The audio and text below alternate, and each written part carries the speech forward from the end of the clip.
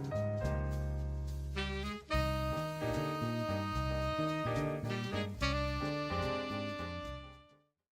everybody. It's me, Brisk Tuesday. Today we're talking about High School DXD Hero, Episode 9. Kaneko was, she was, licking, Issei's nipples. What the hell is going on? What the hell is going on at the beginning of this episode? Oh my god, how could, they did it. They made a scene that is overly sexual, basically hentai, but still had feelings and emotion in the scene. How is that even possible? I don't think I've ever seen something like this in anime, or maybe I'm just not even watching those types of animes, but this is the first time that I've seen something. It went from super sexually filled to just super emotional. Like they even did the thing that they were doing in the third season where Issei is having those dreams of like his first girlfriend. I already forgot his name. Ridicule, I think her name is. I'm probably saying her name wrong, but I knew that something like that was going to happen. That's probably the thing, because I was looking at comments online and people were discussing how Issei's problems, along with the girl, with his girl problems, are for his first girlfriend. So I guess everyone's theories about this episode were correct, where he had problems with that, and they had to like, and just like in my last episode where I was saying like they need to be more clearly with him, they need to upright confront him with things, and they did it, and now he understands things. Like that's how Issei works, which is pretty awesome to see. But man, the beginning of this episode just like damn, he's like, I also hate it. I said this in my citrus reviews. I hate it how the main character talks randomly out of their mouth. Like I never do that. Like unless you're like really into it, maybe he was really into it, but in real life I'm always talking inside my head. I never talk outward unless I'm like really into it, where I'm not even like considering my surroundings. But I guess that's what he was doing, so I guess it does make sense to an extent. But I guess he is like an anime character, so real life shouldn't really matter. But just man, literally everyone is just Kaneko, Akeno, Asia. They just all got naked in front of him. Like when they caught him, when they were their boobs were like already showing. I'm just like, what is even going on?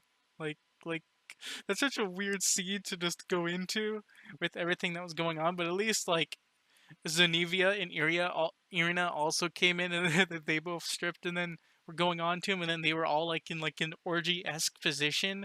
Like man, that shot, I'm definitely saving that shot of all of them like in one position. That shot was just the best. That was like epic, awesome, orgasmic. That's pretty much all I need to say about this episode, because that's pretty much how it started, along with them getting prepared for the game, because they were getting prepared for the game, right? Yeah, yeah. He was listing the things of, no, no way, no. It was just talking. They were listing the things in the last episode. Am I? Yeah, I don't know what's going on. Just a lot of things are going on, and it was really interesting. So I guess I'll watch the rest of the episode and then get back to this review. But the middle screen of this episode is pretty good too. They did the Phoenix Girl twice for some reason, unless the second picture is gonna be something else. But they are already showing all the other girls naked, so the only other girl that they haven't showed naked is just the Phoenix Girl again. I guess, I guess they didn't have any ideas for the middle screen to see someone else in a swimsuit, so then they just went with the Phoenix Girl again. I always forget her name, so I guess I'll be back in a few seconds. Wow, this series and its world building, like that whole entire floating city, I already forgot its name, but that whole entire floating city was pretty cool and looked really like it looked like like a big city is on like a huge like floating rock, and that city, like that world building was pretty cool. Them meeting that skeleton, they met the Grim Reaper.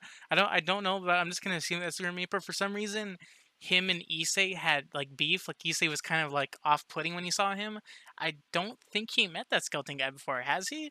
Cause or maybe it's just maybe he just got a feeling because of the Welsh dragon inside of him. But I guess maybe that happened. I also messed up when I was talking about the title screens in the middle of the episode. I thought that it was the Phoenix Girl, but no, it was the witch. I completely forgot that the witch was even a part of like the anime team. But she looked nice. She looked nice. Like she looked pretty nice. But this episode, the whole entire like stage thing was pretty fun. Isai also getting a whole bunch of fan letters was pretty nice to them, with them seeing it. I almost thought that the kid that he helped from the stage play might have been a part of that messaging, and he might have gotten even more pumped up because of that kid. But that was just something that I thought maybe that could happen. But the way that that rating game works is it seemed pretty odd. Like the at first I thought that maybe it would be like the other rating games from the other season, but this was actually pretty interesting way. Now, is it both leaders need to roll a dice, and then based on their, I guess based on the way that they add them together is how many people you're able to do. But man, Issei's piece is super high. Like maybe because yeah, but Issei can change his pieces. So does that mean that he could have a lower piece, or does that mean that even though if he's able, even though the people know that he can change, maybe his 8 pieces still count? But it's gonna be interesting seeing Kiba fight because they didn't really show the training like at all. Like they barely showed the training, so I have no idea how much stronger he's gotten. Because all Kiba does is throw around like all he does is just throw around his swords and stuff like that. So I don't know what he's gonna do that's new.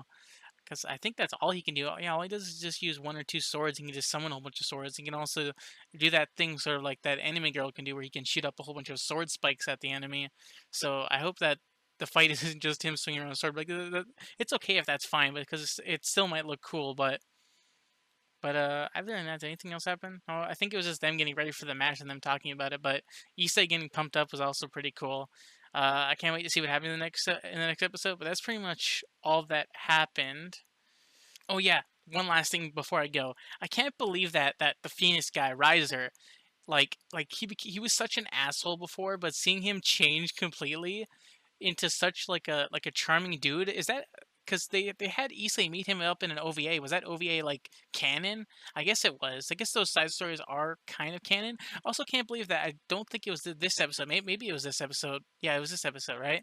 Like I can't believe that it's only been a year. It's only been a year in this series. 4 seasons equals a year. That's just like. Wow, I can't believe that only that much time has passed, and like I can't believe that Riser was the one to teach Reyes a lesson because he was such like a spoiled like brat, and then now he's like a totally changed man after meeting Issei because he's not so much an asshole now, and they're really pushing like the Phoenix family is really pushing the Phoenix girl to date Issei, like even the brother is doing it. Like I guess he's doing it in a very cocky way, but still, it was weird seeing him change so much. But I can't wait for the next episode to see how Kiba fight goes and all the other fights go. And yeah, if you've enjoyed this review, leave a like. If you didn't enjoy it, then leave a dislike. And yeah, I'll see you guys in the next review. And bye.